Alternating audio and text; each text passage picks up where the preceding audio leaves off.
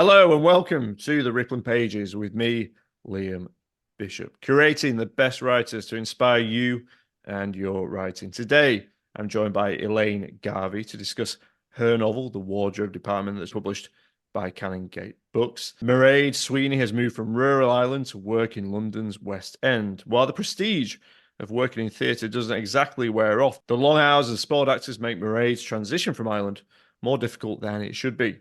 Things get even more difficult when Mairead has to return home for her grandmother's funeral.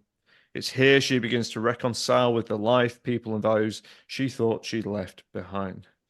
This is Elaine's first book. She's been published in the Dublin Review and the Winter Papers and has been awarded funding schemes by the Irish Department of Arts for her writing. Elaine, delighted to have you here. Welcome to the Rippling Pages.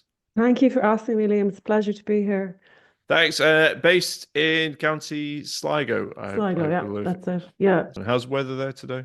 it's a lovely day here today, and the sun is out. Just before we get going, if you enjoy the Ripping Pages, please do like, share, follow, subscribe, or even just tell your friends about the show. But let's get into it, Elena. Let's get into your book. We're in the West End of London. Just the thing that struck me is, why did you choose this year to set this book? And why this moment in time for this particular novel and Mairead's particular journey that she's going to go on in this novel?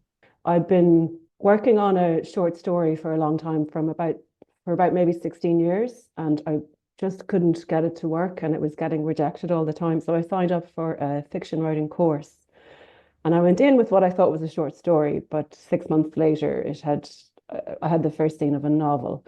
So it was almost like it was more metabolic than it was anything that I had decided in my head. If this character is this age and it's this time and you want these events, 12 days between March and April in 2002. So one of the events I wanted to include was there's two funerals in the story. One is Mairead's grandmother's funeral, and also the death of the Queen Mother in England. So that would have been King Charles's grandmother. Is that right? So two grandmothers. And so that's how it became that time period. And that's what decided the date in the end.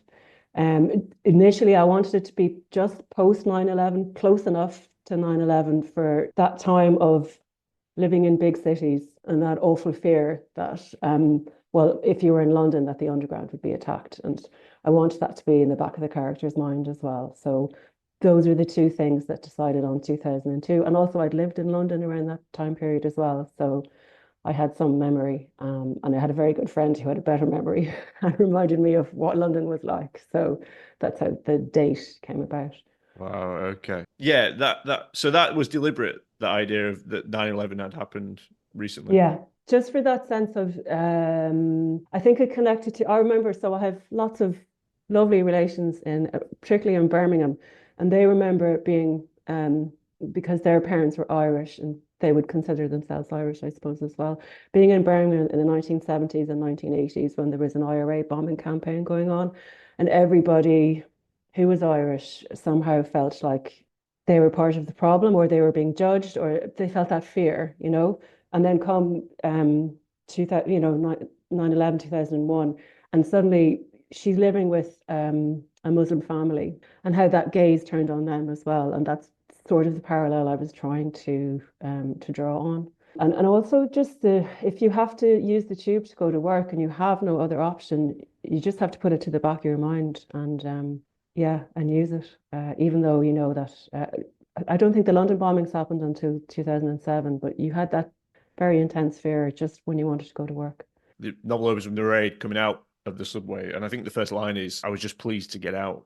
Yeah, I got out of Green Park and I started walking. It was such a relief to be above ground, something like that. Yeah, it was. Somebody said to me, if you started it with, it's a relief to be above ground. That's a different story. It's almost like she's coming like a resurrection or something. But I started it with walking because I love so many books that have women walking, either walking through a crisis or just walking. I think the one that's in my mind now is Anna Burns' Milkman. The character she has a lot of names, but one of them is Girl Who Reads While Walking. And then there's the classic one would be Jane Eyre. There was no possibility of going for a walk that day. All the any books that you can think of with a woman walking, I wanted to sort of reference that obliquely. Yeah. Wow, that's so interesting. I hadn't considered that. And there's so many. Well, the references you made there, obviously, the one that came to mind is obviously a very obvious one: Virginia Woolf and Dalloway. Well, who is Mairead? You know, what is she doing in London?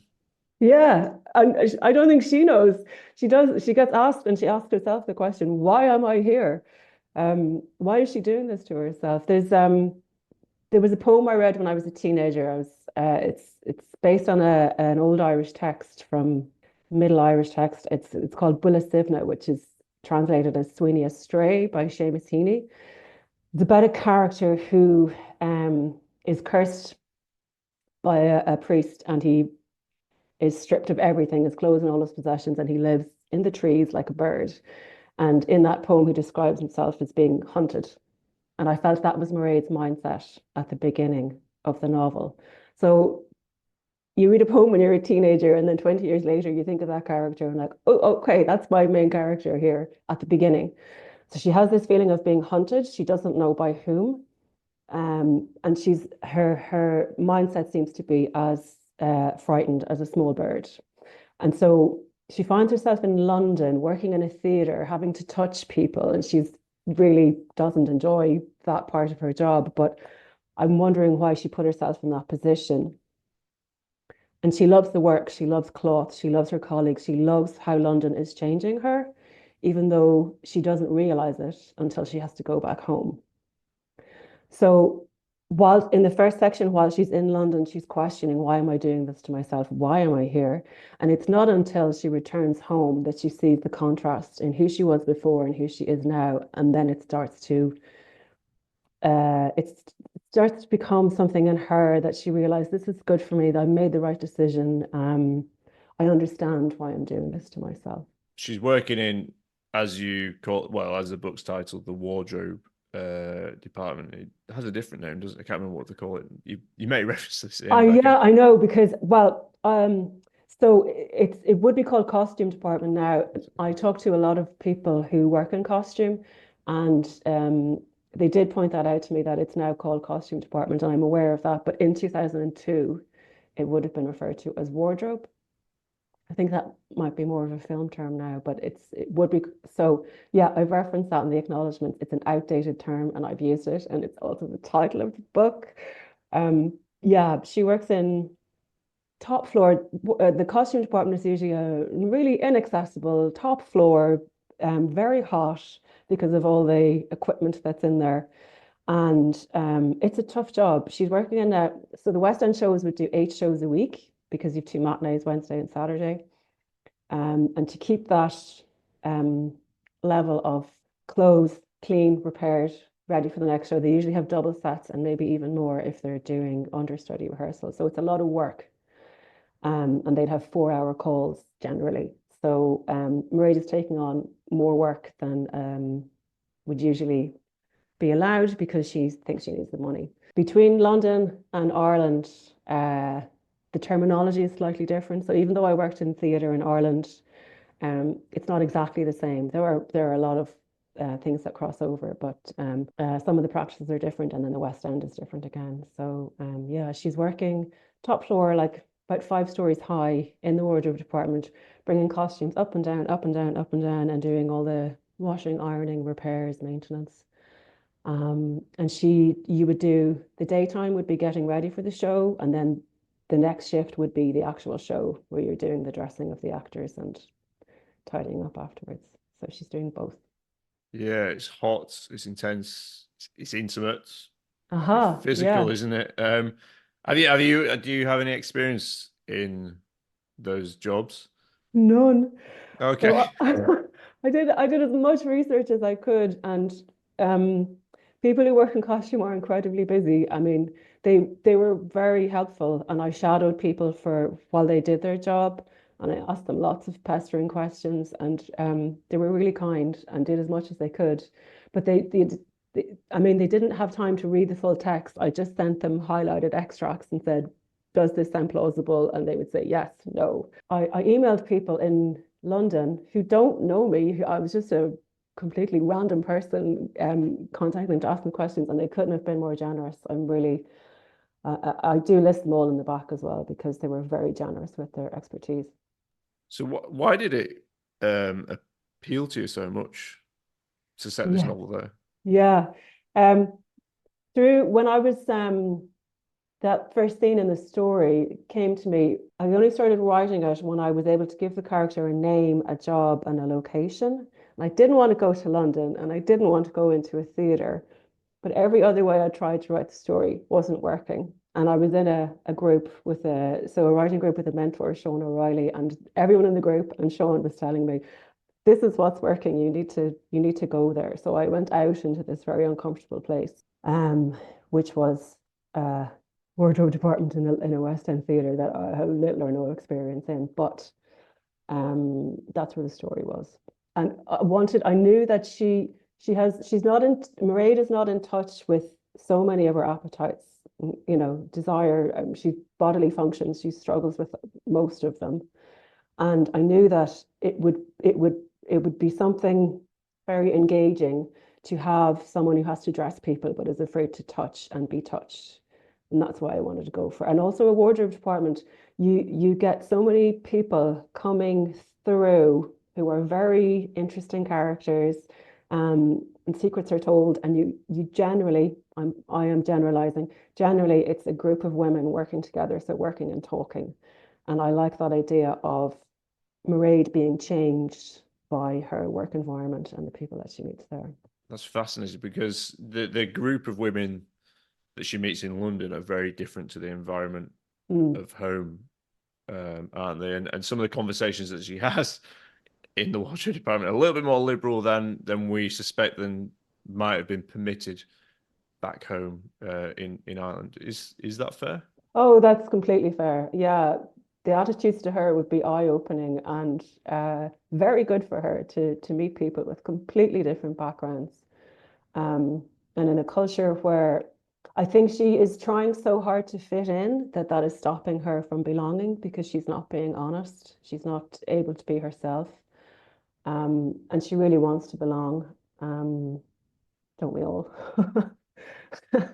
uh, but but her fear and the way she's holding herself back, that's slowly loosening as these wonderful co-workers and colleagues reassure her that it's okay, she can be herself. I mean, did you then choose that to have that dissonance, the change in sort of, was it conscious to have that contradiction in values? She's come from this quite Christian setting, Christian household Hmm. with specific ideas around sort of, well, we can even, it's not even sex, it's bodies and Hmm. relationships.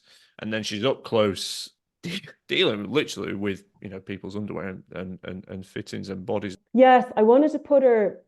There's a few scenes where there's conversations between three people, and I really like that dynamic because I tried not to have one person dominate. And also you can see their reaction to Mairead's thoughts, which is very useful. So we get the novel as it's a first person narrator. So, but you don't necessarily have to believe everything Mairead thinks, and she shouldn't either. So to put her with two or more people responding to her, I thought that was a good way of her character developing. So when she's in the workroom with the two women who are her age, they pull her up on things, and they should. They're right to. And she's enlightened us to seeing completely different ways of approaching the body and approaching sex and approaching that she hasn't encountered before.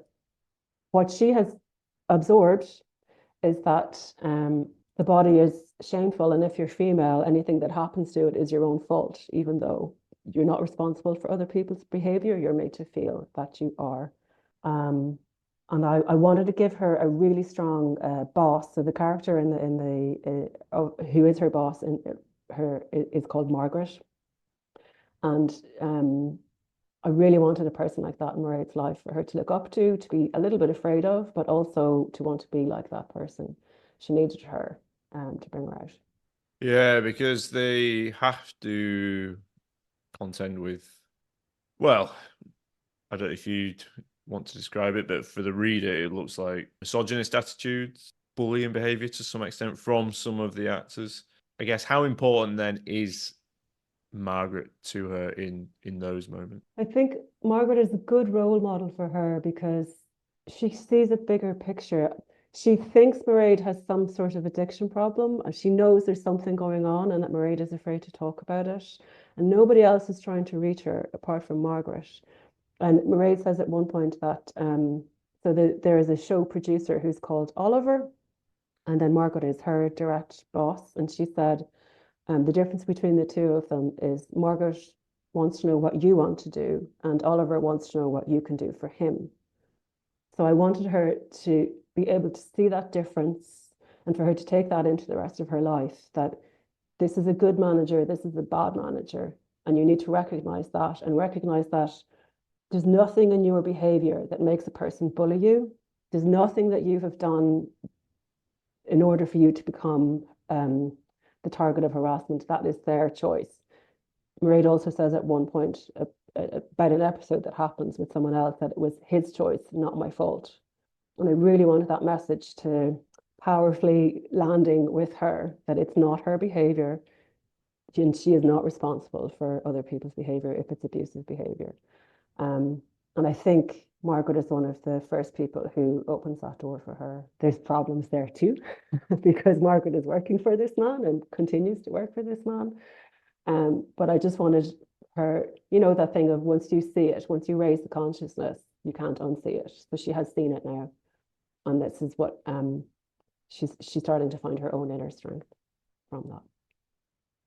Yeah, that mention then of Anna Burns has sort of come back to me as you spoke. There's lots of these kinds of characters within Anna's novel, The Milkman, Anna Burns' novel, The Milkman, and there's a lot of sort of implicit commentary, isn't there, about how men treat women, but also it's the way that she writes about characters, and her novel is filled with characters, and we don't really know who they are. She doesn't give them names.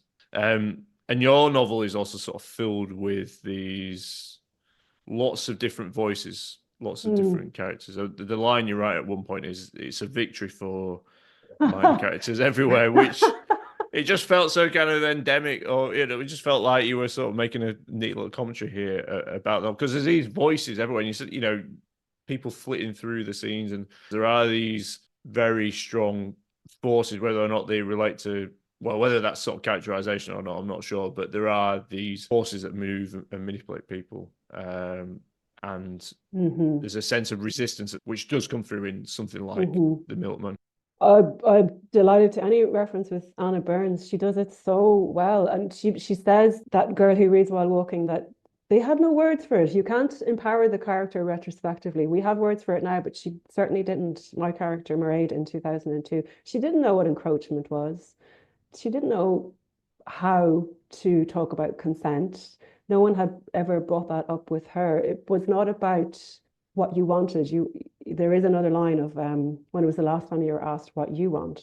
I don't know if teenage girls growing up in her time period were ever asked what they want. And then she has all these problems with her appetites because she's never explored that in herself. The structural, when you're in a situation like that and you are the target, it's really hard to pull back and say, oh, this is a pattern. This is happening all over. This is happening at work. This is happening in public. This is happening in family situations.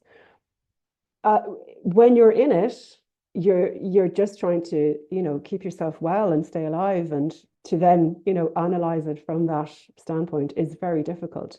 But once it happens, and it happens again, and it happens again, and it happens again, then you start to see the pattern. Yeah, and I think Anna Burns does that brilliantly. Okay, we're going to have a quick break on the Rippling Pages. Do come back. We're going to be talking more to Elaine Garvey about the wardrobe department. I'm going to be in conversation with Katerina Volkmer about her second novel, Calls May Be Recorded for Training and Monitoring Purposes. That's published by Indigo Press.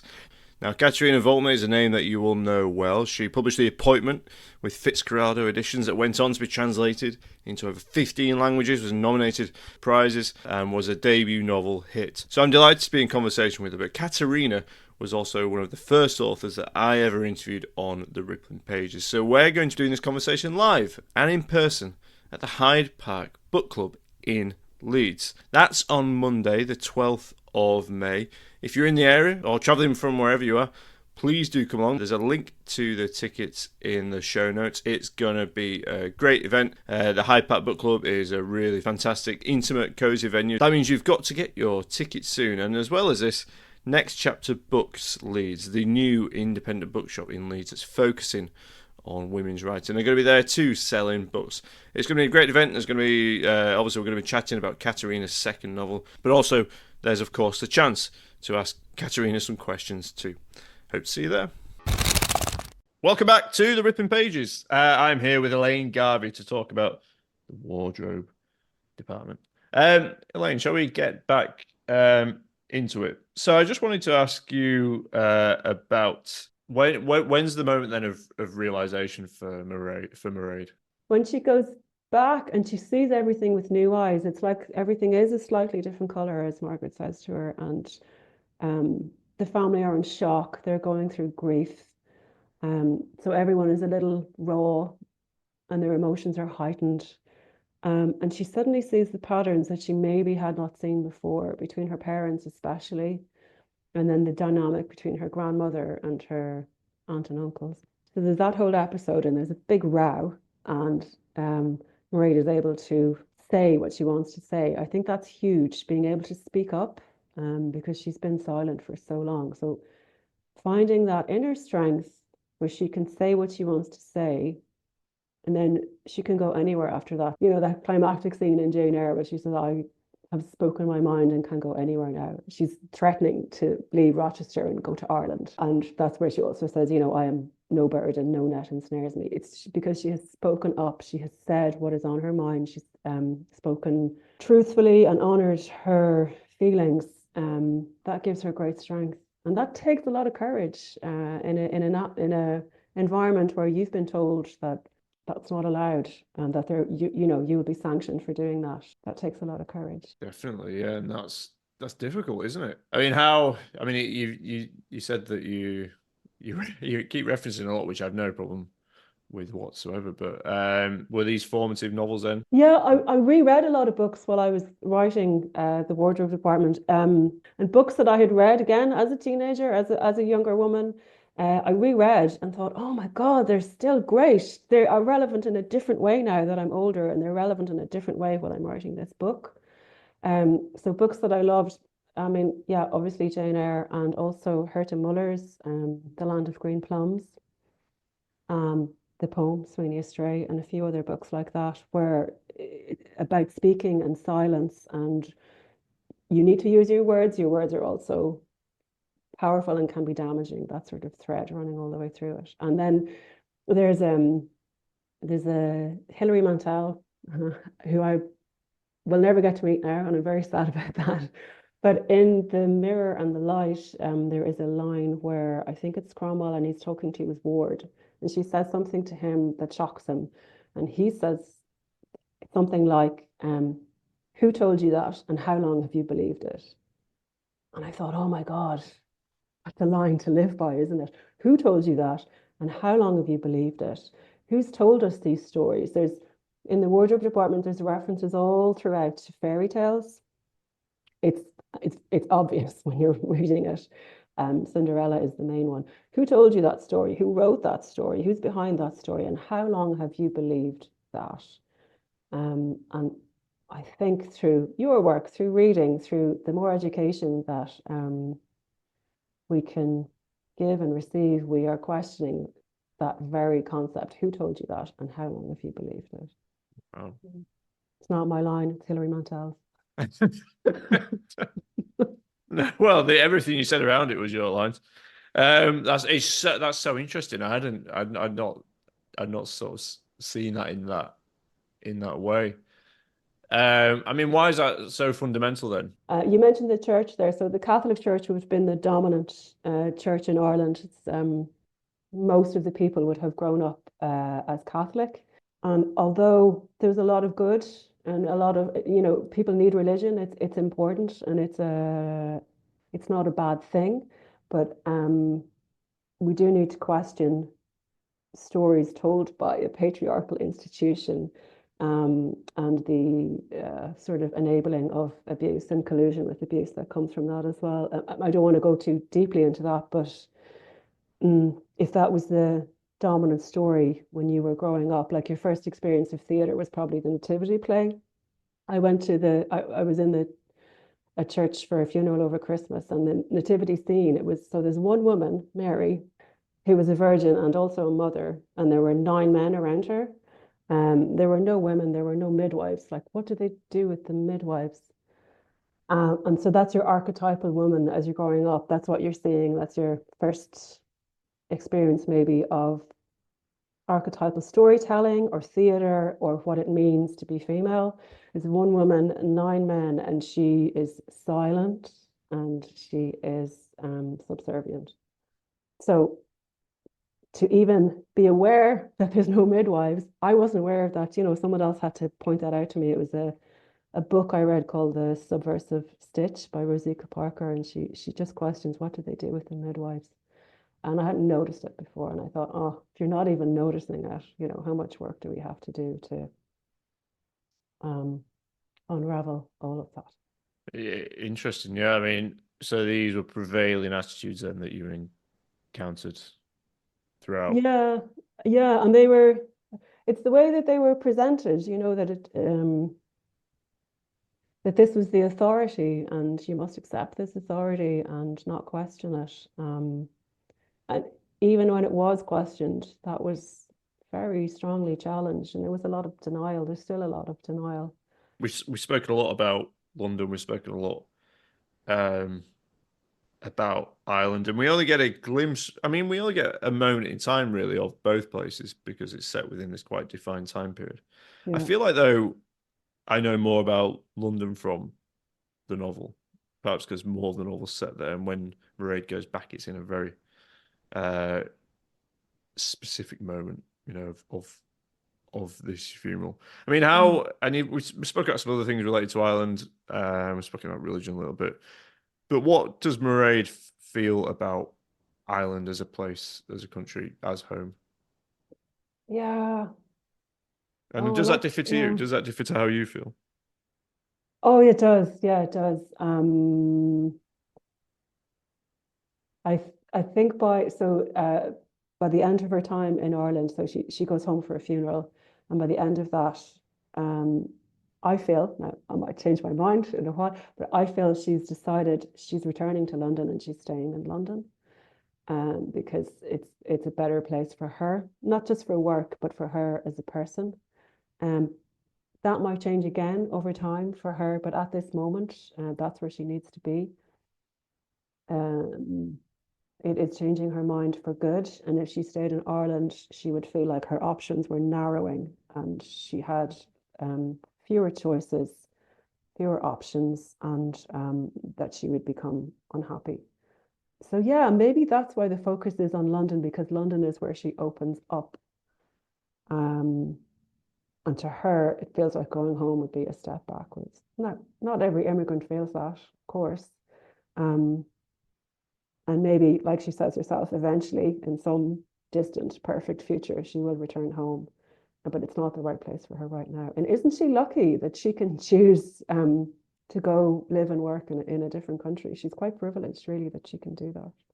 I just wondered if we were just could reflect because you spoke at the start about how it became this novel from a short story that couldn't be contained on a writing course. Yeah, it's been a lifelong journey. I hope it continues to be so. I knew from a very young age, I've never wanted to be anything else, really. I always knew I wanted to be a writer. But I'm still trying to figure out how it took me so long to get here to my first book. I suppose it's a combination of lots of things, but what helped me in this case certainly was arts funding helped, because working full time in another job and writing in whatever time you can carve out around that is very difficult. It's very hard on your body. And so I took a reckless decision to move from full-time to part-time work, and my income plummeted. And it was a very hard couple of years. But I just knew that I could do this and that I wanted to do this before I died, if that doesn't sound too grandiose. Whatever drives you, I guess. I know, yeah, whatever drives you. I think it's a feeling many have shared, to be honest, I suspect. Yeah. We have only got a limited time, haven't we, to get things done on this planet. But it was a big decision. It was this decision that I've got to get this done. And the only way to get it done is to sort of, would it be a sacrifice or? Yes, it would. And at the time you think this is really foolish and I'm sacrificing a lot. But then on the flip side, you open yourself up to so much more. I'm a much happier person. I'm a nicer person to be around when I'm writing than when I'm not. So it's worth it for me. I can only talk about myself. Yeah. Disclaimer. Yeah, I don't do not pack your job in, No. please. After this episode, No. please do not just pack your job in if you're trying to write. Well, unless you want to, but that's your choice. Please don't be writing into the show. Loss of earnings. No, please don't. I think you'll be all right. What's next then? Where are you going to go next with this? Hopefully, another novel. I'm working away again. These things are unknown, and that's okay. Something I'm sure it has already started. I just haven't figured out exactly what it is yet. Brilliant. But yeah, I'm just going to go with that and keep working. Yeah. Great. Well, we will. Well, we don't need. Well, we will look forward to that, but we can look forward to your novel first. That is The Wardrobe Department by Elaine Garvey, published by Canongate Books. Elaine, it's been an absolute pleasure to have you on the show, talking about all the challenges to writing it, all the kind of themes, all the kind of influences. But for now, thank you very much for joining me on the Rippling Pages. Thank you, Liam.